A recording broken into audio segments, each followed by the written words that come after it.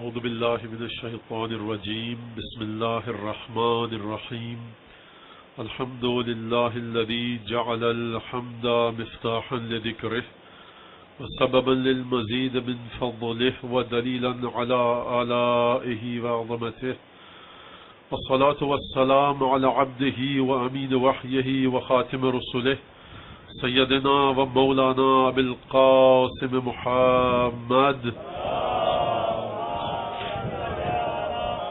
وعلى أهل بيته الطيبين الطاهرين الذين أذهب الله عنهم الرجس وطهرهم تطهيرا واللعن الدائم على أعدائهم أجمعين أما بعد فقد قال الله تبارك وتعالى في قرآنه المجيد وفرقانه الحميد وقوله الحق وهو أصدق القائلين أعوذ بالله من الشيطان الرجيم بسم الله الرحمن الرحيم الف لام ميم ذلك الكتاب لا ريب فيه هدى للمتقين الذين يؤمنون بالغيب ويقيمون الصلاة ومما رزقناهم ينفقون صلوات بجي محمد آل محمد.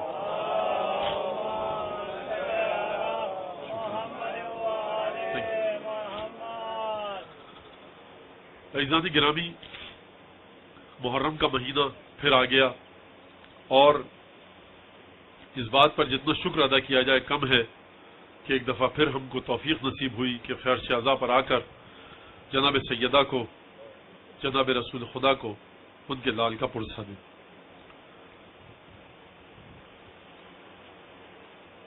عجیب باتیں ہیں، عجیب مسائل ہیں. کبھی کبھی ذہن ساتھ نہیں دیتا کہ یہ واقعہ کربلا کو یا جو ائمہ پر مصائب ہوئے، جو فضائل ہیں، کس طرح سے بیان کیا جائے کہ بغیر کسی امانت میں خیانت کے آپ تک بات کو پہنچا دیا جائے. سرنامہ کلام میں جس آیت کا میں نے انتخاب کیا ہے وہ آیت بہت مشہور و معروف آیت، قرآن کی دوسری سورہ یا پہلی سورہ. دوسری سورہ اس لحاظ سے کہ پہلی سورہ فاتحۃ الکتاب ہے، اور پہلی سورہ اس لحاظ سے کہ پہلے پارے کی پہلی سورت ہے، اس لیے پہلی سورہ. الف لام میم ذالک الکتاب، اس قرآن کی جانب اشارہ کیا گیا. لا ریب فیہ، اس میں کوئی شک نہیں کہ یہ ہدایت ہے متقین کے لیے. متقین کی صفت کیا ہے؟ الذین یؤمنون بالغیب، یہ وہ لوگ ہیں جو غیب پر ایمان لاتے ہیں. ویقیمون الصلاۃ، نماز کو قائم کرتے ہیں. وبالآخر ومما رزقناہم ينفقون، اور جو چیز ہم نے انہیں رزق عطا کیا ہے اس کو تقسیم کرتے ہیں، بانٹتے ہیں. اس رزق کے ذریعے جو رزق ہم نے انہیں عطا کیا ہے لوگوں کی ضرورتوں کو پورا کرتے ہیں. ترجمہ آپ کے سامنے پیش کر دیا، اس ترجمے کو اپنے ذہن میں رکھیے گا. اب تھوڑا سا ایک تمہید تھوڑی سی آپ کے سامنے باندھ دوں، مقدمہ یا تقریر کا پریفیس، کہ دیکھیے مجھے پورا اندازہ ہے کہ آپ حضرات کے ذہنوں میں کتنے سوالات اٹھ رہے ہوں گے. جب بھی محرم آتا ہے رونے کا کیا فائدہ ہے، عزاداری کیا ہے، مجلس کیا ہے، 1400 سال پرانا واقعہ ہے، رونے کا مقصد ہونا چاہیے نہیں ہونا چاہیے، نظر نیاز کا کیا فائدہ ہے، اتنی دیگیں پکتی ہیں، 25-30 ارب روپیہ ضائع ہو جاتا ہے، اس کے بجائے یونیورسٹی بنائیے، یہ کیجیے وہ کیجیے. یہ وہ باتیں ہیں کہ جن کے لیے کم از کم میرے پاس جواب دینے کا وقت نہیں ہے. اتنی گھٹیا باتیں ہیں. کیوں کہ صاحب کسی یونیورسٹی میں ایم اے یا بی اے یا بی ایس سی کی کلاسز میں کوئی پروفیسر صاحب کہہ رہے تھے کہ اتنا پیسہ خرچ کیا جاتا ہے حج پہ جانے کے لیے، نظر نیاز کے لیے، تو پھر اگر اس کے بدلے غریبوں کی مدد کی جائے تو کیا بہتر نہیں ہوگا؟ کسی طالب علم نے اٹھ کر کہا کہ آپ چھٹیوں میں سنگاپور گھومنے جائیے، حج پہ جانے والوں کی فکر مت کیجیے. جب آپ چھٹیوں میں سنگاپور جاتے ہیں، ملیشیا جاتے ہیں، دبئی میں مٹر گشت کر رہے ہوتے ہیں، لڑکی کی شادی ہوتی ہے، 15 ڈشیں رکھتے ہیں، 25-30 لاکھ روپیہ خرچ کر دیتے ہیں. جس ڈبے میں جوڑے کو رکھنا ہوتا ہے اس ڈبے تک کو جا کر دیکھتے ہیں کہ مہنگے سے مہنگا ڈبہ، اس میں کپڑے رکھ کر جانے. اس وقت آپ کو خیال کیوں نہیں آتا کہ یہ اسراف ہو رہا ہے؟ کیا فاطمہ کے بیٹے کی گردن اتنی باریک ہے کہ ہر ظلم اس پر کیا جائے؟ اور پھر یہاں پر ایک بات آتی ہے کہ یہ مولانا بھی وہی بات کہہ رہے ہیں جس سے لوگوں کو خوشی ہوتی ہے، یہ اصلاح نہیں چاہتے. عزیزان گرامی، اصلاح چاہتے ہیں اور بالکل چاہتے ہیں، قرآن کی آیات نظر میں ہیں، مسئلہ یہ ہے کہ لوگ عزاداری کی حیثیت اور اہمیت کو سمجھے ہی نہیں۔ لوگ اپنے متعفن اور غلیظ ذہنوں کے ساتھ عزاداری کے بارے میں سوچتے ہیں، انہیں یہ نہیں پتا کہ ہل جزاء الاحسان الا الاحسان، کیا نیکی کا بدلہ نیکی کے علاوہ کوئی اور ہو سکتا ہے؟ یہ جو فرش عزا بچھایا جا رہا ہے یہ فاطمہ کے بیٹے کے ساتھ نیکی کی جا رہی ہے، یہ آپ کی نیکی فاطمہ کے بیٹے کے ساتھ ہے۔ انتظار کیجیے اس گھڑی کا کہ جب فاطمہ کا بیٹا آپ کی اس نیکی کا صلہ دے۔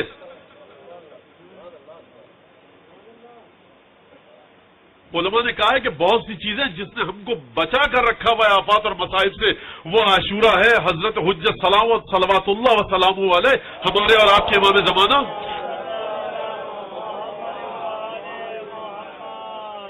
ہمارے اور آپ کے امام زمانہ وہ ایک چیز باقاعدہ دیکھ رہے ہیں اس عزاداری میں۔ یہ عزاداری اس لیے ہے کہ آپ کمال تک پہنچے۔ اگر آپ گناہ آپ کی زندگی سے نہیں جا رہا تو عزاداری کا کیا فائدہ؟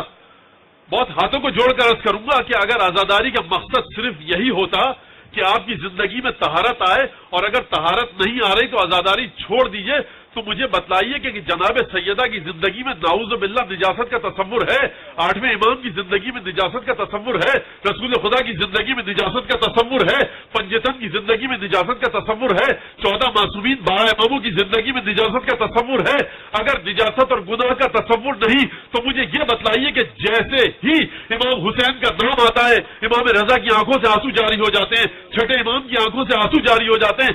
اگر عزاداری کا کوئی مقصد ہوتا، وہ مقصد جو لوگ سمجھتے ہیں مقصد ہے عزاداری کا، عزاداری کا اگر کوئی وہ مقصد ہوتا جو ہمارے اور آپ کے ذہنوں میں آ گیا ہے غلطی سے، کہ ہم یہ کہتے ہیں کہ دیکھیے اگر آپ آنسو بہا رہے ہیں اور اگر آپ حرام سے نہیں بچ رہے تو ایسی عزاداری کا کیا فائدہ؟ عزاداری کو چھوڑ دیجئے۔ میں کہہ رہا ہوں بھائی حرام کو چھوڑیے نا، عزاداری نے کیا گناہ کیا ہے؟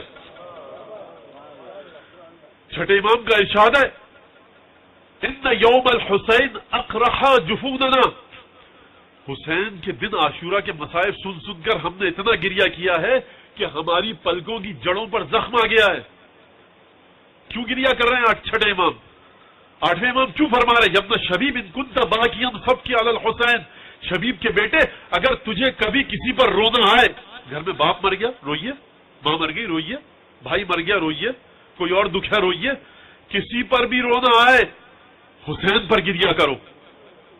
یہ کیا وجہ ہے؟ کہا جاتا ہے کہ صاحب اس عزادار کا آنسو قبول ہوگا کہ جو نماز پڑھ کر آئے گا، جو روزہ رکھ کر آئے گا۔ روزہ رکھیے، نماز پڑھیے تاکہ آپ کی عزاداری قبول ہو۔ عزیزان گرامی، میں کہہ رہا ہوں کہ عزاداری کیجیے تاکہ نماز روزہ قبول ہو۔ یہ غلط تصور ہے، کسی ایک حدیث میں کوئی مجھے لا کر دکھا دے کہ جس عزاداری کا کوئی مقصد نہیں ہو، عزاداری بے سود ہے، بے فائدہ ہے۔ عزاداری خود بجائے خود ایک مقصد ہے، عزاداری خود موضوعیت رکھتی ہے۔ عزاداری پر ائمہ نے زور دیا ہے، تاکید کیا کہ ہم پر آنسو بہاؤ، حسین پر گریہ کرو۔ اگر کوئی کافر ہے، کسی بھی مذہب سے تعلق رکھتا ہے، اگر حسین کے غم کا ذکر سن کے اس کے دل میں غم کے جذبات آئے، دل ٹوٹا، آنکھوں سے آنسو بہنے لگے، اسے اجر ملے گا چاہے ہندو اور سکھ ہو۔ یہ غلط تصور ہے کہ ہر عزادار کے آنسو قبول نہیں، ہر ایک کے آنسو قبول ہیں۔ اب یہ آگے گفتگو بڑھے گی تو میں بتاؤں گا آپ کو کہ کس کے آنسو قبول نہیں ہے، وہ کہاں پر امام نے شرط لگائی ہے۔ صرف ایک جگہ شرط ہے کہ جو زیارت کرے گا، من زارہا جناب معصومہ کے بارے میں یا امام رضا کے بارے میں، من زارہو عارفا بحقہ وجبت لہ الجنہ، جو امام کے حق کو پہچان کر زیارت کرے اس کے لیے جنت واجب، جو جناب معصومہ کے حق کو پہچان کر ان کی زیارت کرے اس کے لیے جنت واجب۔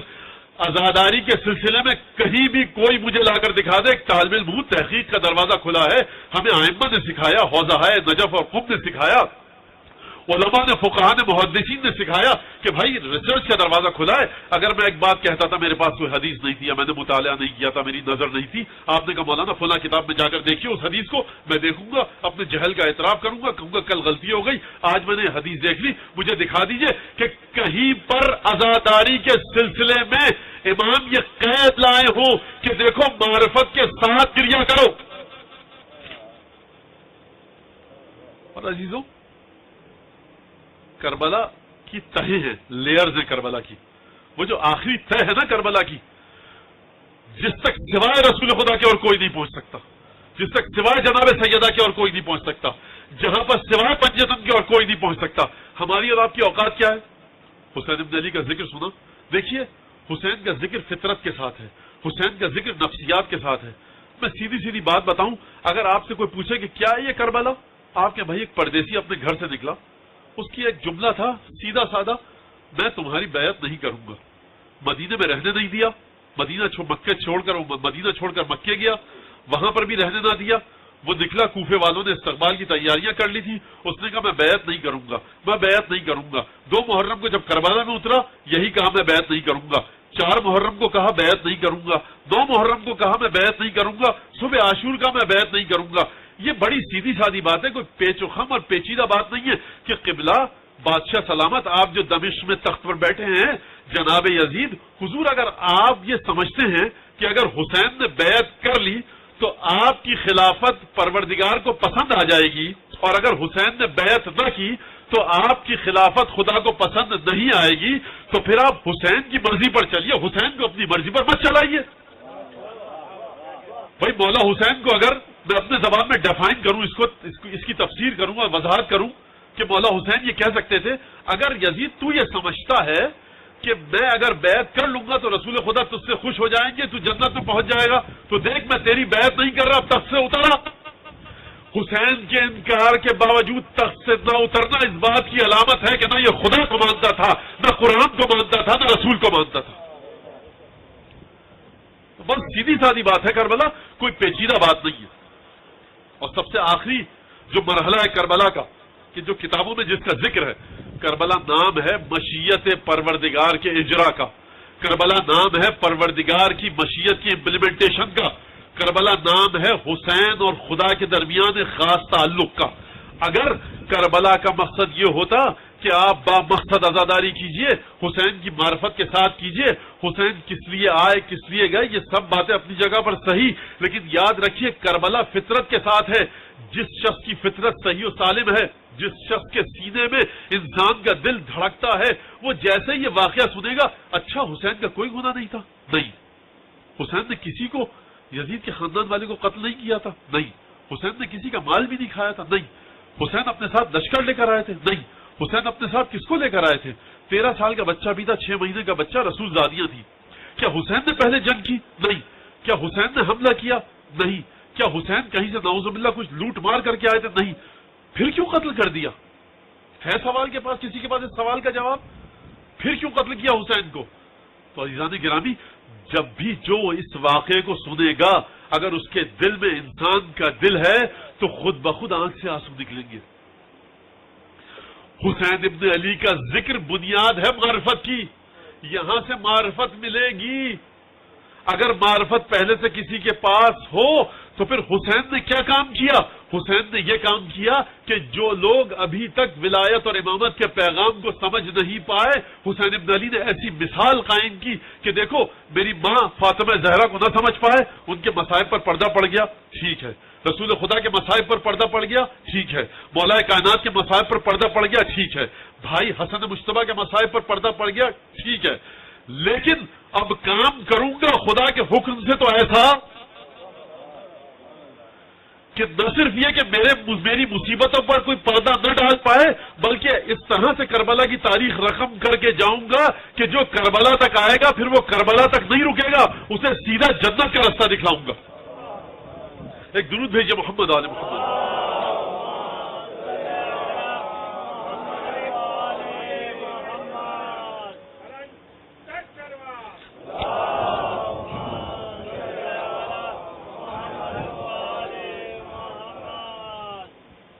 محرم کی پہلی تاریخ آ چکی ہے, اپنے گھروں میں محرم کا سما پیدا کیجئے, محرم کا سما پیدا کیجئے.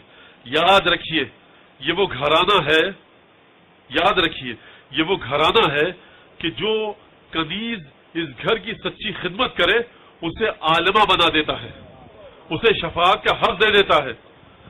جو ہستی اس مقام پر ہے کہ اس گھر میں اس گھر والوں کی جو بھی خدمت کرے اس گھر کی جانب سے کوئی نہ کوئی تحفہ ملتا ہے.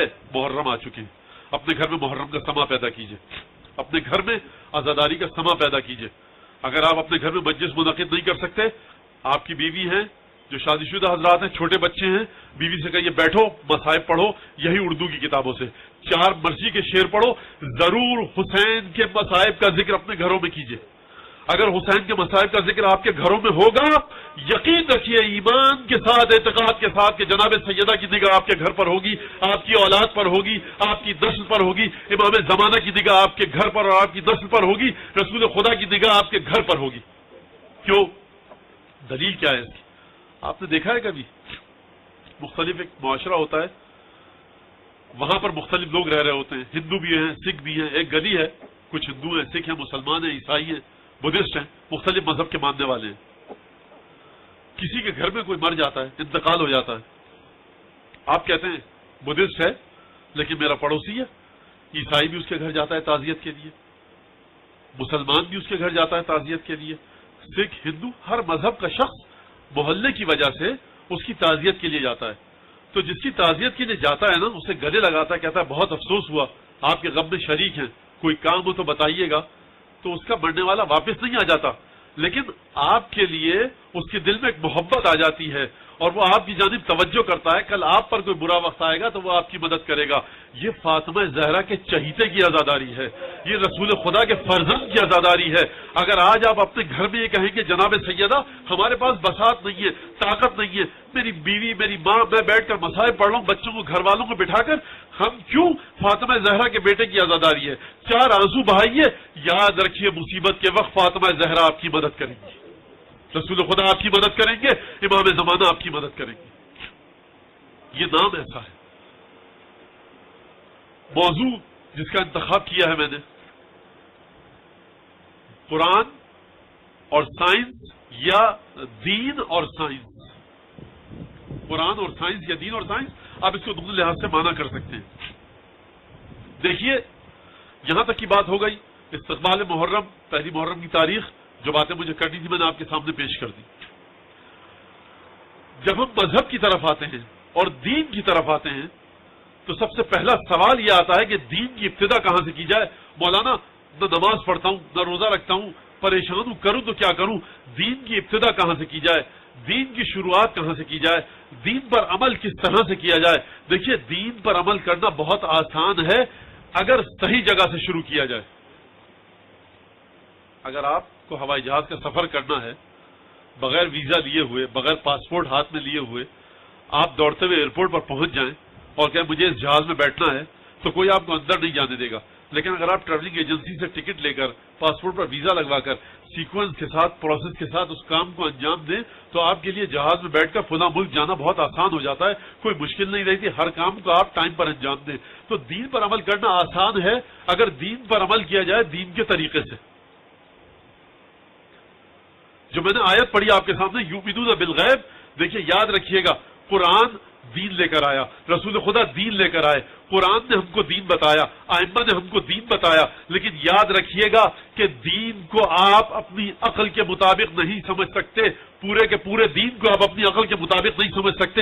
اگر آپ دین کو اپنی عقل کے مطابق سمجھ پاتے تو پروردگار قرآن میں اسی سورہ میں جو سرنامہ کلام میں نے آپ کے سامنے پڑھی، پروردگار یہ نہ کہتا کہ یؤمنون بالغیب، وہ لوگ جو ھدی للمتقین ہے، قرآن ہدایت ہے متقین کے لیے۔ متقین کی پہلی صفت قرآن نے کیا بیان کی؟ یؤمنون بالغیب، یہ غیب پر ایمان رکھتے ہیں، ایمان بھی رکھتے ہیں اور غیب پر ایمان رکھتے ہیں، یعنی اس چیز پر ایمان رکھتے ہیں کہ جس کو نہ یہ دیکھ سکتے ہیں، نہ سن سکتے ہیں، نہ سونگ سکتے ہیں، نہ چکھ سکتے ہیں، نہ ہاتھ لگا سکتے ہیں۔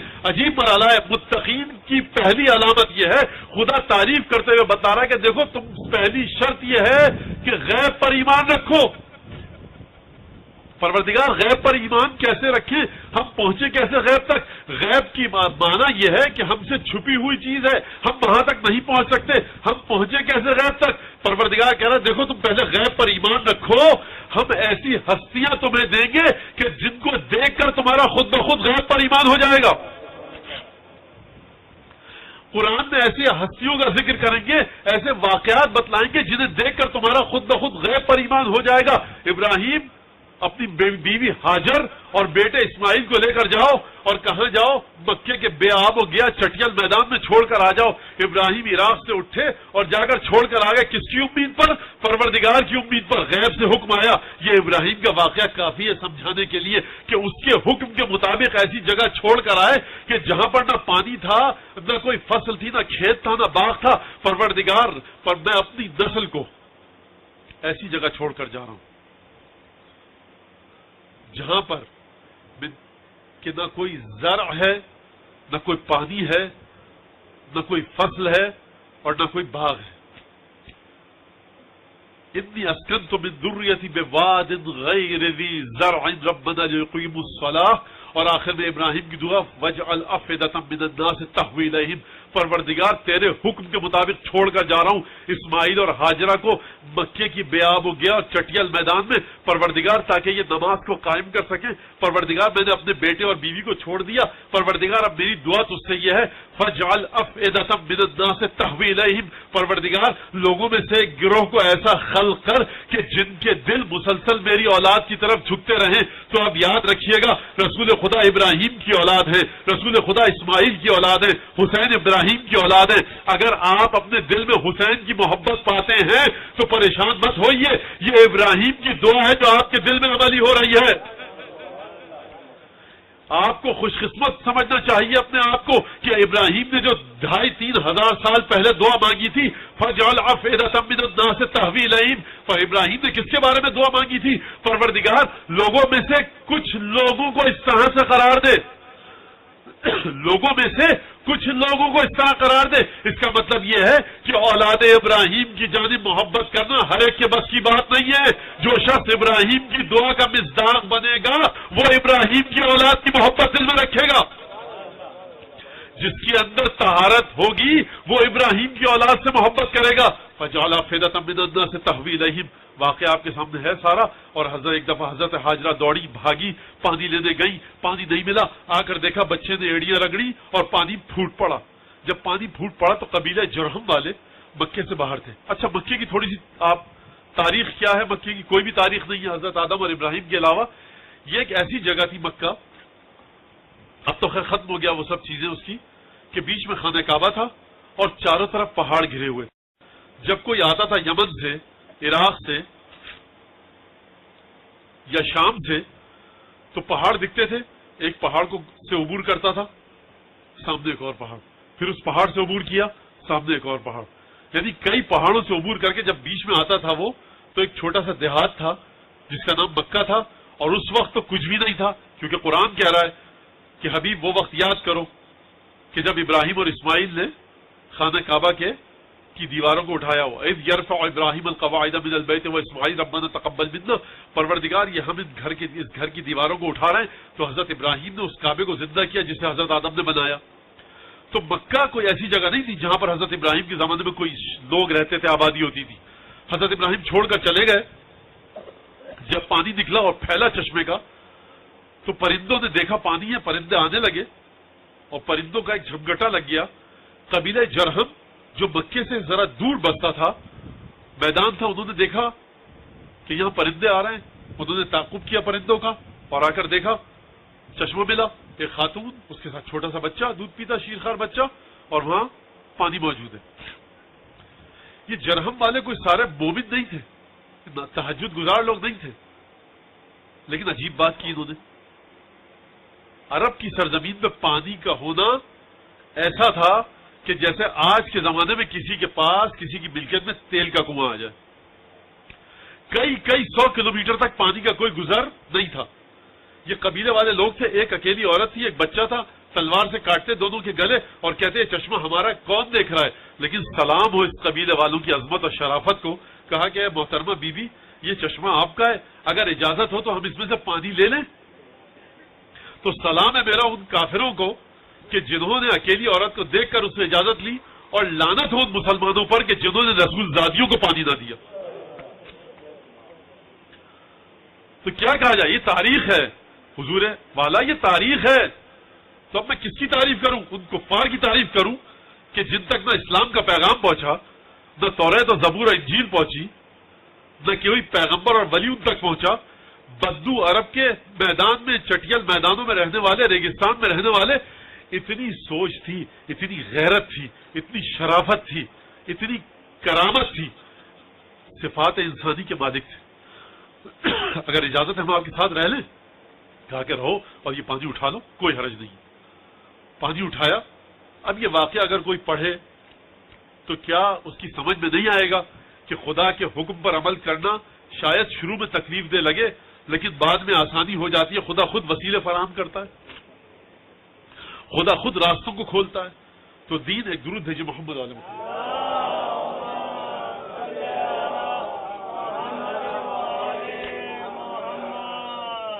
تو دین نام ہے غیب پر ایمان لانے کا.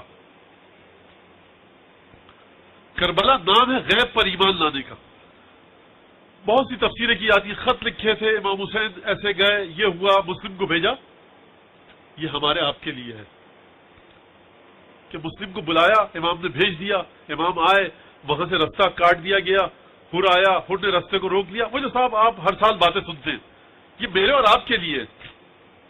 حقیقت کیا ہے اس کے پیچھے؟ حقیقت کیا ہے اس کے پیچھے؟ حقیقت یہ ہے کہ ابراہیم رسول خدا سے کہیں ان کا مقام نیچے ہے.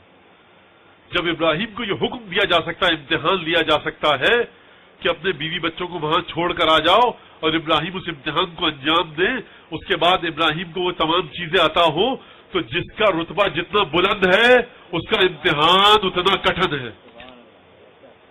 یہ جو واقعہ ہم کربلا میں پڑھتے ہیں نا، کربلا کا کہ خط آئے، مکے میں بیعت ہوئی، یہ سب بیعت کا مطالبہ، یہ بات ہے بالکل صحیح، لیکن یہ میرے اور آپ کے لیے ہے. حقیقت کربلا کیا ہے؟ حقیقت کربلا یہ ہے کہ مشیت الہی کا اجرا. کربلا ایک راز ہے پنجتن اور خدا کے درمیان. کربلا ایک راز ہے 14 معصومین اور خدا کے درمیان. اس راز کی حقیقت تک یا خود 14 معصومین پہنچ سکتے ہیں، یا وہ شخص پہنچ سکتا ہے جو غیر معصوم ہو لیکن معصوم کے کلمات اور حدیثوں کے سائے میں پڑھ کر مطالعہ کر کے وہاں تک پہنچ سکتا ہے. ورنہ یہ کربلا کی وہ ظاہری تفسیر ہے جو ہم اور آپ دیکھتے ہیں کہ بیعت کا مطالبہ کیا گیا مدینے میں، امام مدینے کو چھوڑ کر مکے چلے گئے، مکے میں یزید نے کچھ لوگوں کو بھیجا، امام خانہ کعبہ کی حرمت کو بچاتے ہوئے مکے سے نکل پڑے اور اس کے بعد پہنچے وہاں پر ہر کے لشکر نے روکا، امام کو کربلا پر زبردستی اتارا. عزیزان گرامی، یہاں تک یہ بات آ گئی، تب مجھے کچھ اور بات کرنے دیجیے، کیونکہ میں ایک بات عرض کروں آپ کے سامنے. امام حسین مظلوم ہے، اور امام حسین کی مظلومیت کے ساتھ ساتھ کربلا کا واقعہ اس سے زیادہ شاید مظلوم ہے. کیوں اس سے زیادہ مظلوم ہے؟ کیونکہ کربلا کا واقعہ امام کی سیرت ہے. خود امام مظلوم، امام کی سیرت مظلوم. کیا میں کہنا چاہتا ہوں؟ ایک سلوات بھیجیے تاکہ ذرا تیاری ہو جائے اس بات کو کہنے کی.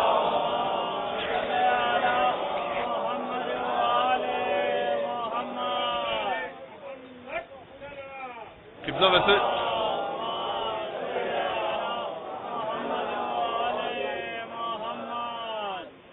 ایک مسئلہ یہ ہے کہ یہاں پر بہت معذرت کے ساتھ ایک گلاس رکھا گیا ہے. ایک گلاس سے کام نہیں چلے گا میرا. جو حضرات مجھے جانتے ہیں وہ جانتے ہیں کہ یہاں پر ذرا بات آگے تک پہنچ جاتی ہے. تو درود بھیجیے محمد علیہ.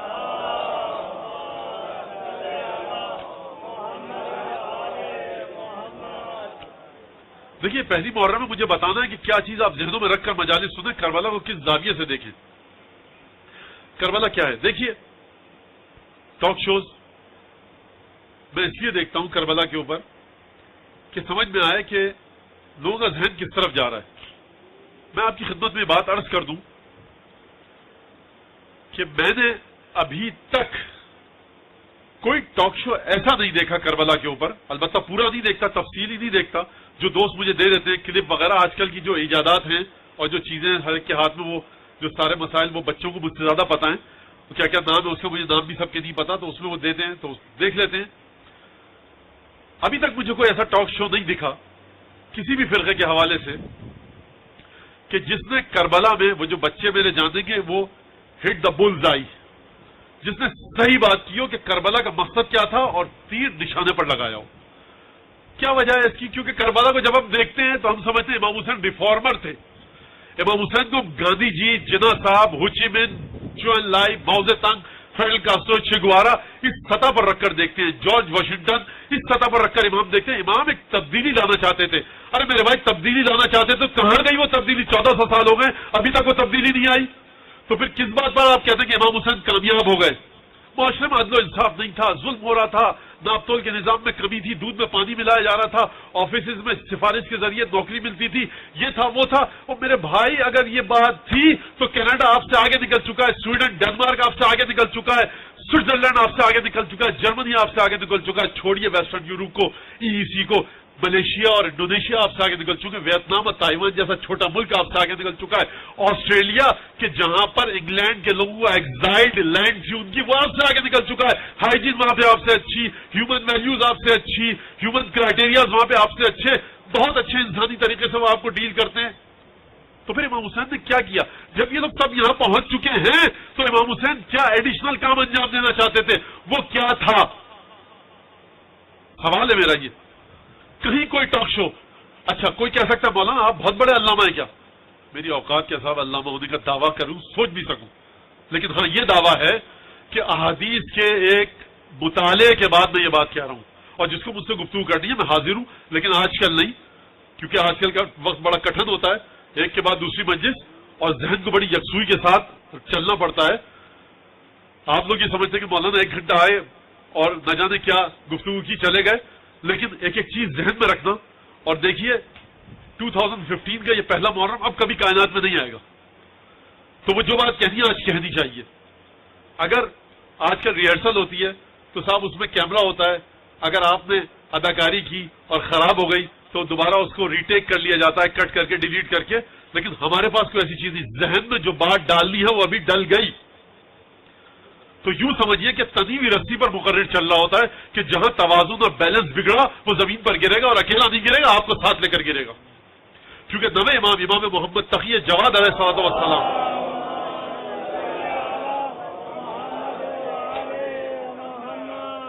یہ فرماتے ہیں کہ من اصغى الى ناطق فقد عبدہ، جو کسی متکلم کی جانب کسی اوریٹر کو بہت غور سے سنے تو سمجھ لیجیے گویا وہ اس کا بندہ ہو گیا.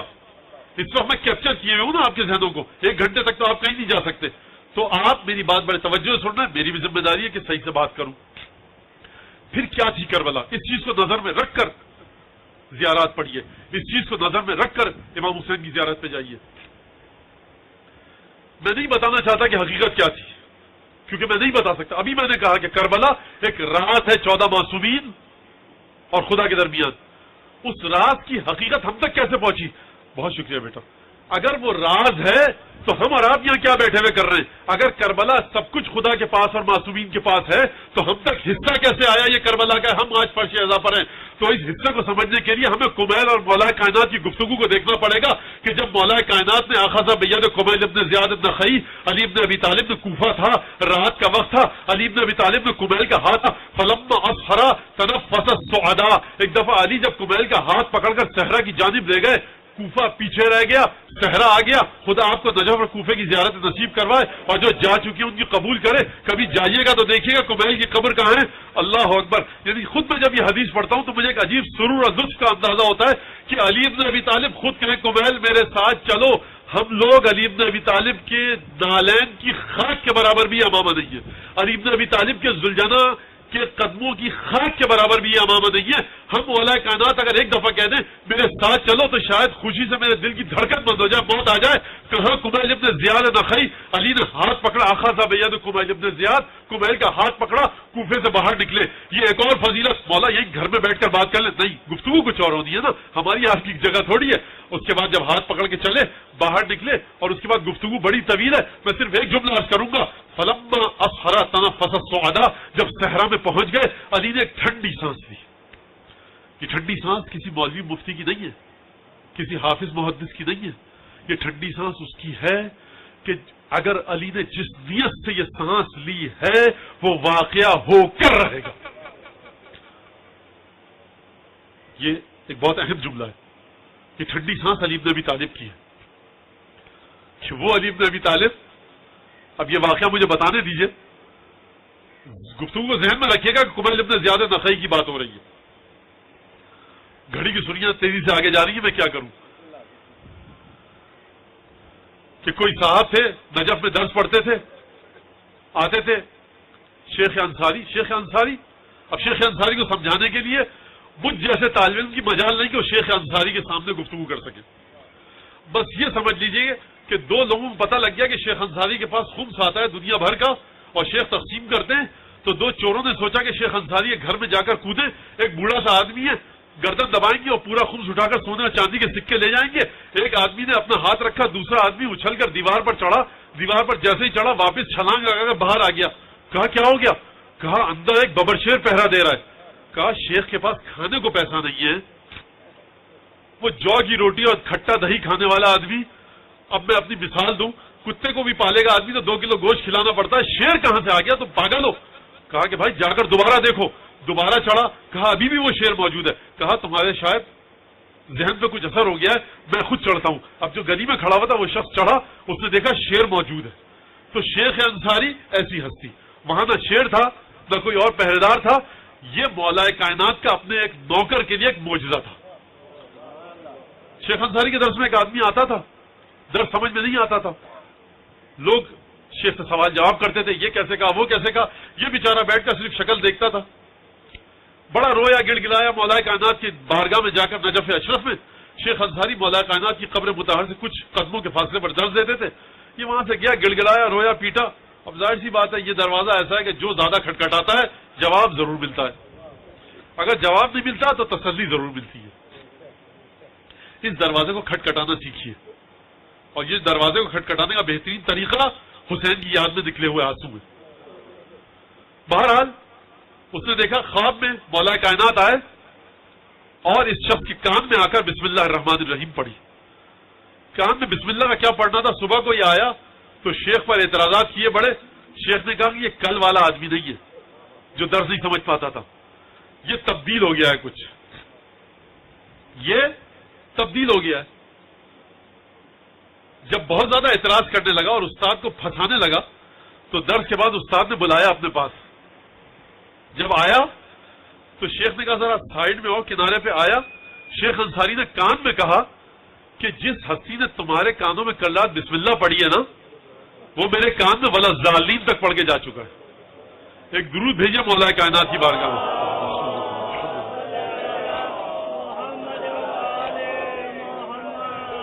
اور ایک احسال ثواب کے لیے شیخ انصاری کے بھی ایک صلوات بھیج دیجیے.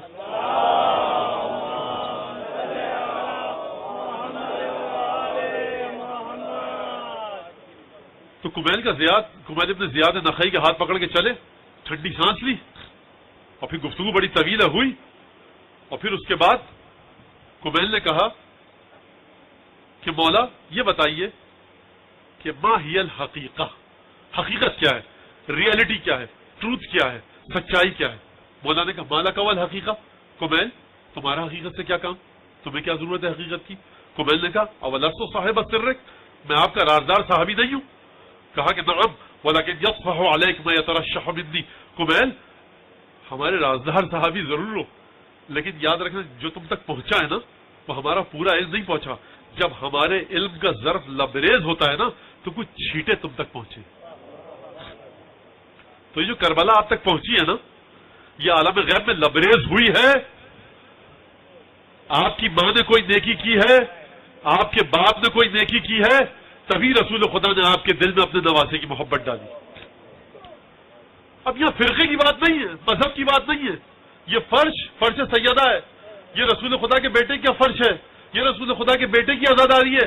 یہاں جس مذہب سے تعلق رکھتے ہو آؤ اپنے رسول کو تعزیت اور تسلیت پیش کرو, کیونکہ ہمارے امام نے فرمایا من وجدا فی قلبہ بردا حبنا اہل البیت.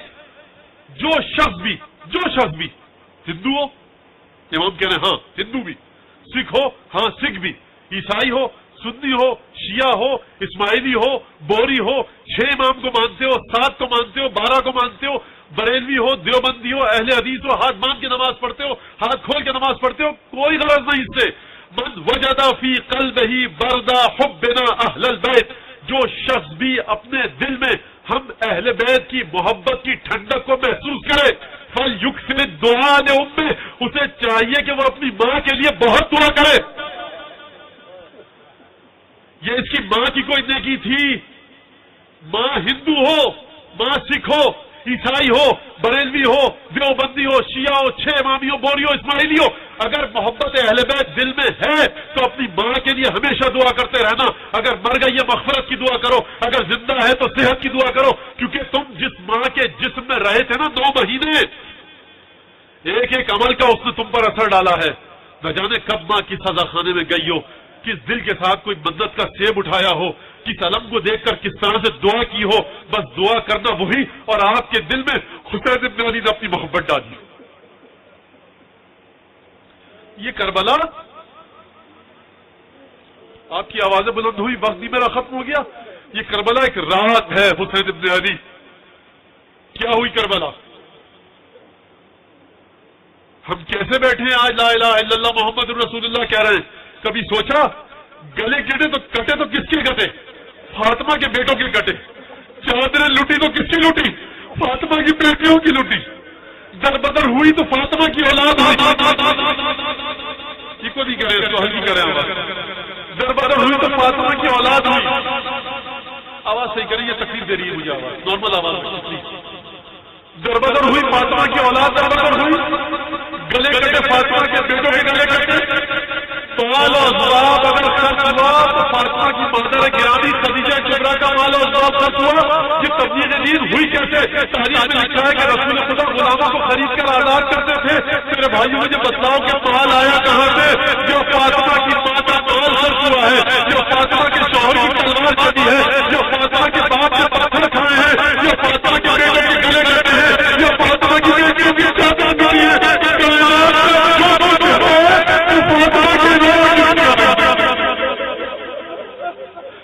یہی وجہ ہے کہ حدیث میں ہے کہ جب کربلا کا واقعہ ہوا، جب بھی شب جمعہ آتی ہے، ملائکہ آتے ہیں، ایک دفعہ ساتھ آتا جائے گا کے سامنے کربلا کا.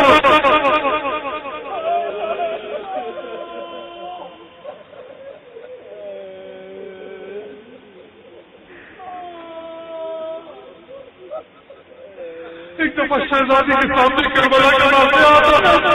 شہزادی پوچھتا ہے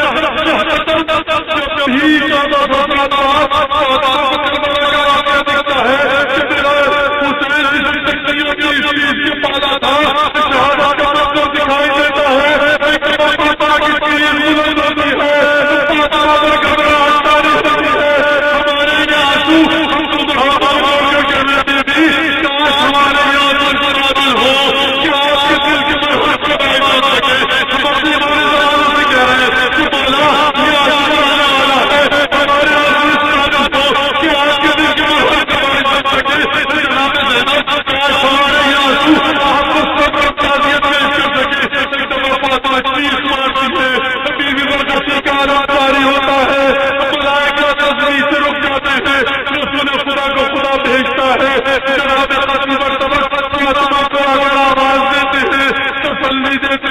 اور اس کے بعد فاطمہ کے دل میں کچھ چھٹک ہوتی ہے. کیوں یہ فاطمہ پر غمخواری ہے؟ کیوں فاطمہ پر غمخواری ہے؟ کیونکہ یہ وہی حسین ہے جسے چکی اور تیز سیخ کے پالا تھا. جب وہ فاطمہ کو وہ وقت یاد آتا ہے جب فاطمہ کے بستر کے کنارے کربلا میں ایک دفعہ جب علی مرتضیٰ نے کفن دیا، بچوں کو پکارا، حسن اور حسین آؤ، زینب آؤ، اپنی ماں کا آخری دیدار کر لو. بس ایک دفعہ بچے دوڑتے ہوئے آئے، بچوں کو علی ہٹانا چاہتے تھے. ایک دفعہ بچوں کے حلق سے رونے کی آواز بلند ہوئی، حاکم غیبی کی آواز آئی، علی بچوں کو فاطمہ سے دور کر لو. ملائکہ میں بحران مچا ہوا ہے. ملائکہ فرماتے ہیں خدا کی قسم میں نے دیکھا کہ جب میں فاطمہ کو بچوں سے دور کرنا چاہ رہا تھا تو من سے کفن کھلے، فاطمہ کے دونوں ہاتھ نکلے. فاطمہ نے اپنے بچوں کو اپنے گلے سے لگایا. میں کہوں گا شہزادی یہ وجہ کیا ہے گلے سے لگانے کی؟ شاید شہزادی کا جواب آئے کہ دیکھو میرا حسین 6 برس کا ہے، حسن 7 برس کا ہے، زینب 4 برس کی ہے، یتیمی کا سن ہے، بہت چھوٹے بچے ہیں، ماں کا لاس ہے، تسلی دینا چاہتی ہوں. میں کہوں گا شہزادی یہ مدینہ ہے، علی مرتضیٰ موجود ہے، عمار، سلمان، مقداد، ابو ذر موجود ہیں، بنی ہاشم کی خواتین آئیں گی. جب رات کو آپ کی تسکین ہو جائے گی نا، بنی ہاشم کی خواتین آئیں گی تو زینب کو گلے سے لگائیں گی، علی مرتضیٰ بچوں کو گلے سے لگائیں گے، میں کہوں گا شہزادی یہاں پر تسلی کا اتنا خیال، میں کہوں گا شہزادی اس وقت آپ کا کیا حالات ہوگا کہ جب حسین کربلا کے میدان سے گھوڑے سے زمین پر گرے گا اور اس کے بعد زینب کو تعزیت دینے والا کوئی نہ ہوگا، سر پر ہاتھ رکھنا تعزیت پیش کی جائے گی، کبھی سکینہ کے دروازے لگیں گے، کبھی آپ کی بیٹیوں کے پاس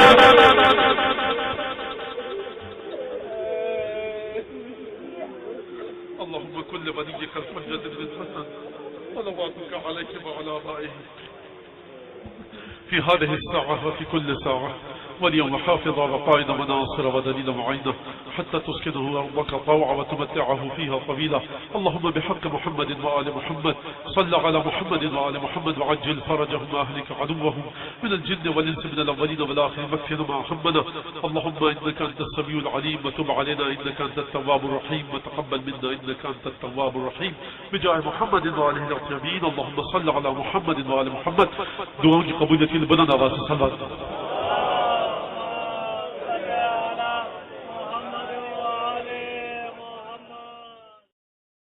نہیں آتا کہ یہ اسراف ہو رہا ہے. کیا فاطمہ کے بیٹے کی گردن اتنی باریک ہے کہ ہر ظلم اس پر کیا جائے؟ اور پھر یہاں پر ایک بات آتی ہے کہ یہ مولانا بھی وہی بات کہہ رہے ہیں جس سے لوگوں کو خوشی ہوتی ہے. یہ اصلاح نہیں چاہتے. عزیزان گرامی اصلاح چاہتے ہیں اور بالکل چاہتے ہیں. قرآن کی آیات نظر میں ہیں. مسئلہ یہ ہے کہ لوگ عزاداری کی حیثیت اور اہمیت کو سمجھے ہی نہیں. لوگ اپنے متعفن اور غلیظ ذہنوں کے ساتھ عزاداری کے بارے میں سوچتے ہیں. انہیں یہ نہیں پتا کہ ہر جزاء الاحسان الا الاحسان، کیا نیکی کا بدلہ نیکی کے علاوہ کوئی اور ہو سکتا ہے؟ یہ جو فرش عزا بچھایا جا رہا ہے یہ فاطمہ کے بیٹے کے ساتھ نیکی کی جا رہی ہے. یہ آپ کی نیکی فاطمہ کے بیٹے کے ساتھ ہے. انتظار کیجیے اس گھڑی کا کہ جب فاطمہ کا بیٹا آپ کی اس نیکی کا صلہ دے.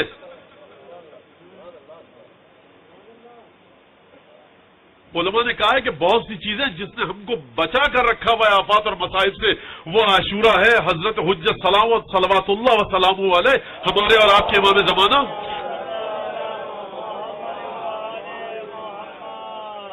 ہمارے اور آپ کے امام زمانہ. ہدی للمتقین الذین یؤمنون بالغیب ویقیمون الصلاۃ ومما رزقناہم ینفقون. صلوات بھیجے محمد آل محمد.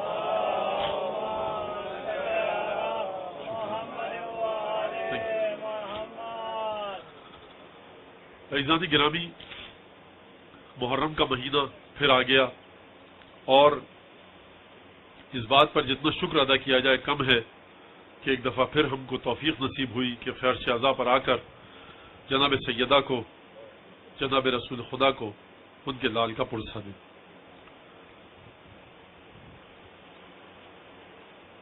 عجیب باتیں ہیں، عجیب مسائل ہیں.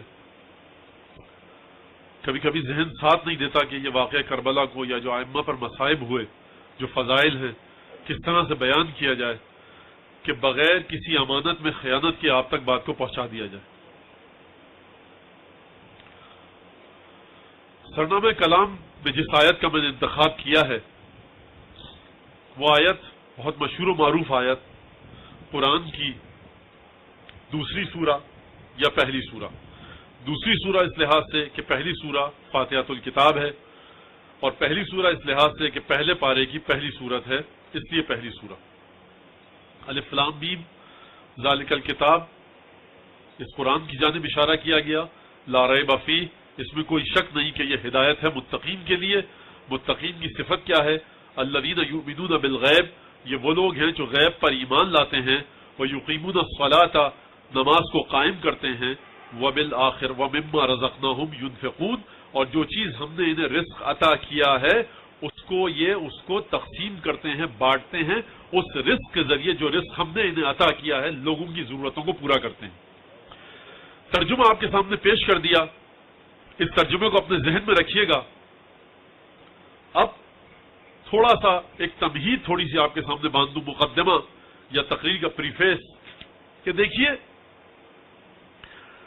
مجھے پورا اندازہ ہے کہ آپ حضرات کے ذہنوں میں کتنے سوالات اٹھ رہے ہوں گے. جب بھی محرم آتا ہے رونے کا کیا فائدہ ہے, عزاداری کیا ہے, مسجد کیا ہے, 1400 سال پرانا واقعہ ہے, رونے کا مقصد ہونا چاہیے نہیں ہونا چاہیے, نظر نیاز کا کیا فائدہ ہے, اتنی دیگیں پکتی ہیں, 25-30 ارب روپیہ ضائع ہو جاتا ہے, اس کے بجائے یونیورسٹی بنائیے, یہ کیجئے وہ کیجئے. یہ وہ باتیں ہیں کہ جن کے لیے کم از کم میرے پاس جواب دینے کا وقت نہیں ہے. اتنی گھٹیا باتیں ہیں. کیوں کہ صاحب کسی یونیورسٹی میں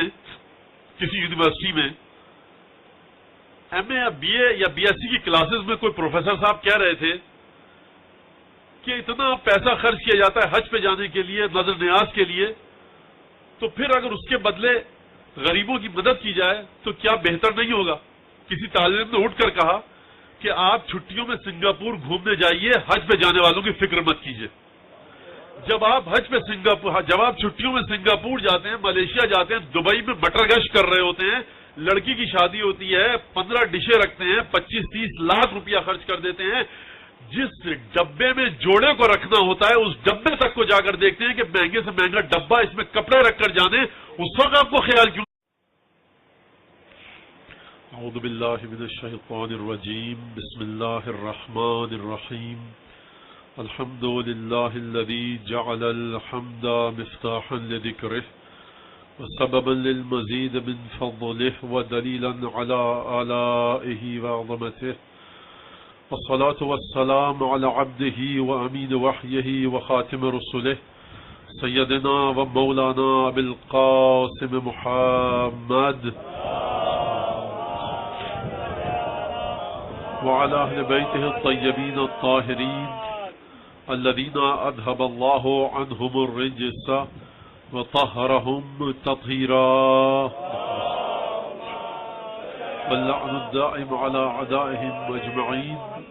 أما بعد, فقد قال الله تبارك وتعالى في قرآنه المجيد وفرقانه الحميد وقوله الحق وهو أصدق القائلين. أعوذ بالله من الشيطان الرجيم.